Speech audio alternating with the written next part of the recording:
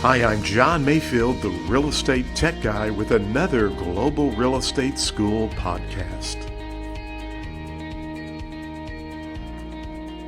Welcome to the podcast. My name is John Mayfield, the Real Estate Tech Guy, and this is episode 097. Well, today I'm going to just kind of give you an example of an exam question. I kind of ran across this question the other day. One of my students was telling me about this and wanted to know what I thought. And I have seen a question like this before that was kind of worded in a strange fashion. And it has to do with agency and listing agreements. And as we study in the course, a listing agreement is between who? That's right. Good job. It is between the broker and the seller or the client. It's not between the salesperson and the client. And keep in mind, just because we're using the example of a listing agreement, the same principles apply for a buyer's agency agreement. So the buyer's agency agreement is between the broker and the buyer/client. Sometimes you may see a question on the exam where they really want to try to suck you into thinking that, hey, that listing is between the salesperson and the seller. Case in point, saw this question one time. It was really worded in such a way that, it basically said that the salesperson was best friends with Tom and Julie, and Tom and Julie loved salesperson Brian, and, it went on and on and on, and they listed their property with salesperson Brian, and then it says, 2 days after the listing agreement, salesperson Brian decides to go to work for another broker. What happens to the listing? Well, I'm telling you what, when you read that question, you just were like, wait a minute. They're great friends with Brian. They love Brian. By golly, if Brian leaves, they ought to be able to take their listing with them. And that is incorrect. The correct answer is that listing stays there with the broker. Why? Because listings are between the seller and the broker, not the salesperson.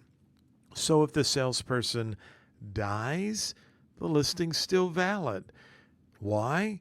Again, you got to remember that. Listings are between the broker and the client or the seller. Same principles apply for buyer's agency agreement. And here's the other question that kind of made me want to talk about this today. One of my students said, does the and I want to read this to you because this was how he phrased it to me in the text message. And I thought, boy, that's a great question, and I need to go over that. So here's what he asked me. He said, John, a listing agreement is which of the following? And he was stumped on these two choices. Does it give proof of employment, or does it give legal authority on behalf of the seller? Well, immediately I wrote him back and said it gives proof of employment. Would not give you any legal capacity to act on behalf of the seller, because that would be more of what? A limited power of attorney. So you have to kind of remember and remind yourself they're going to be asking me questions that will seem a little bit gray and different. But if you understand those principles, that listing is a contract, it's proof of employment, right? All listings need to be in writing. All listings need to have a definite expiration date. Commissions are negotiable, but that listing is an employment contract, proof of employment, and it's between who? It's between the broker and the client.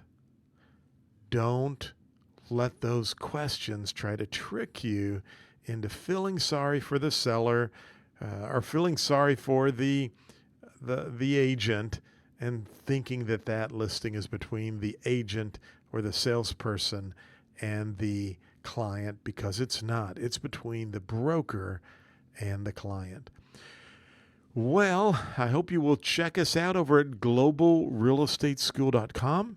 I hope you will also give us a nice review here on iTunes or Podbean. Subscribe to our podcast. Check us out on YouTube. We're over there as well. And you can follow me on Instagram at the @Real Estate Tech Guy. Thank you for listening to the podcast for Global Real Estate School. I'm John Mayfield, the Real Estate Tech Guy. Go out and make it a great day.